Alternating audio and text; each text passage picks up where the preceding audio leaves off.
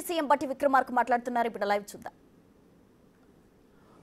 Green ఎనర్జీకి వెళ్ళి ముందుకు పోదాం అనేటువంటి ఆలోచనలో ప్రపంచం అంతా కూడా ఇప్పుడు మనకి ముందు చూపుతో క్లీన్ అండ్ గ్రీన్ ఎనర్జీ ఇవ్వాలి అని చెప్పి, ఉండాలని చెప్పి, పొల్యూషన్ నుంచి దూరంగా ఉండాలి నగరాలని చెప్పి, లేకపోతే సమాజం ఇబ్బంది పడుతుందని చెప్తా ఉన్నటువంటి పరిస్థితుల్లో మనం కూడా అదే ముందు చూపుతో క్లీన్ అండ్ గ్రీన్ ఎనర్జీని పెద్ద ఎత్తున ఈ రాష్ట్రంలో అందించడం కోసం మనం ప్లాన్ చేసుకొని ముందుకు పోతా ఉన్నాం. దాంట్లో భాగంగానే 2030 నాటికల్లా 20,000 మెగావాట్ల గ్రీన్ పవర్ని రాష్ట్రంలోకి అందుబాటులో తీసుకుని రావాలని, అట్లాగే 2035 కల్లా 40,000 మెగావాట్ల గ్రీన్ పవర్ని అందుబాటులో తీసుకొని రావాలని చెప్పి మనం ఒక టార్గెట్ పెట్టుకొని ముందుకెళ్తా ఉన్నాం.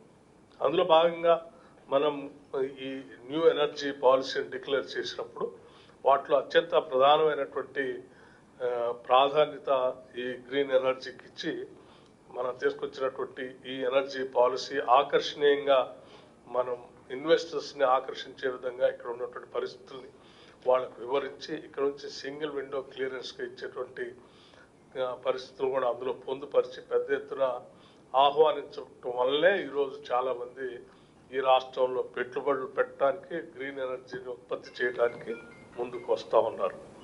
అందులో భాగంగానే ఈరోజు ఇప్పుడు మనం చేసుకుంటున్నటువంటి ఈ ఎంఓయూలు 2 కంపెనీలకు సంబంధించి కూడా 2 ప్రత్యేకతను సంతరించుకున్నటువంటి అంశాలను మీ ద్వారా రాష్ట్ర ప్రజలకు కూడా తెలియజేస్తా ఉన్నాను. సో ఈ 2 కంపెనీలు బాగా ఈరోజు ఎంఓయూ చేసి ఎంత ఉత్సాహంగా ముందుకు పోదామని అనుకుంటారో అదే స్పీడ్తో త్వరితగతిన ఈ ఎంఓయూని ముందుకు తీసుకెళ్ళడం కోసం ఒక యాక్షన్ ప్లాన్ని, క్యాలెండర్ను కూడా ఫిక్స్ చేసుకొని ముందుకు పోవాల్సిందిగా నేను వారికి విజ్ఞప్తి చేస్తూ ఉన్నాను.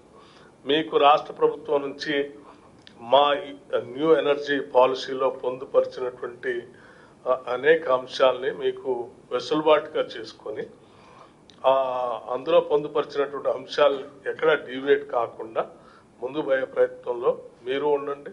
అట్లాగే రాష్ట్ర ప్రభుత్వం నుంచి కూడా we are assuring we will clear all the ways for you to set up your own plans at the earliest in the state of Telangana, so that it will go fast and fructify all the schemes what all you are dreaming to set up the plants here. And I particularly appreciate the Government of India, Indian Oil Corporation, the public sector undertaking, both oil companies are there as your partners, so it will be definitely helpful to the state and to the country also. And biocompressed gas గురించి మీరు చెప్తా ఉన్నారు. ఇది paddy ఓరిగడ్డి నుంచి తీసుకొచ్చేటువంటి ప్రాజెక్టుగా చెప్తా ఉన్నారు. చాలా సంతోషం. రాష్ట్రంలో హైయెస్ట్ ప్యాడీ కల్టివేషన్ కూడా జరుగుతూ ఉంది. ఈ కల్టివేషన్ జరిగేటువంటి జిల్లాల్లో మీరు ఇటువంటి బయోకంప్రెస్ ప్రాజెక్ట్ పెట్టి అక్కడ రైతులు కూడా ఉపయోగపడేటట్టుగా మీ ప్రాజెక్ట్ త్వరగా తీసుకొని రావాలని చెప్పి నేను ఆశిస్తూ, అభినందిస్తూ I wish you all the best to go head at the earliest. Thank you. Sir 5,600 మెగావాట్ల పవర్ ని మన స్టేట్ కొనబోతుందా సార్? పీపీఎల్ ఏమైనా చేసుకోబోతున్నారా?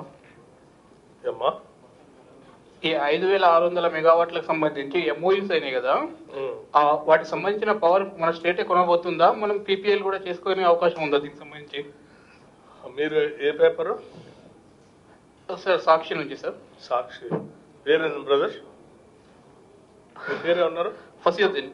ఫసియుద్దీన్, ఈ 5,600 దీనికి సంబంధించినటువంటి గ్రీన్ ఎనర్జీలో చేసే ఎంఓయూలో 2-3 అంశాలు ఉన్నాయి. బహుశా మేము తీసుకొచ్చినటువంటి ఎనర్జీ పాలసీ చదివి ఉన్నారని అనుకుంటున్నాను.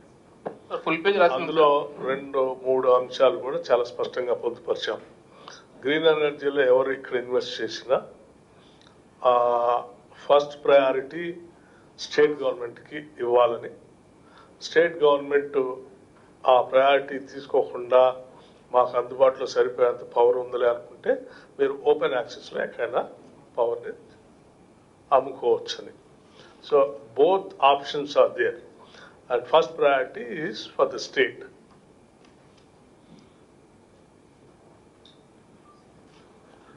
Fine.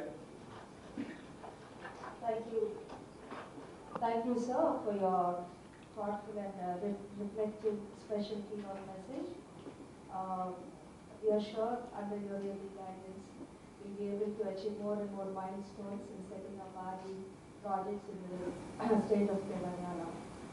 Thank you very much for attending this meeting, sir, and your presence gives us a lot of encouragement for all the participants here and for all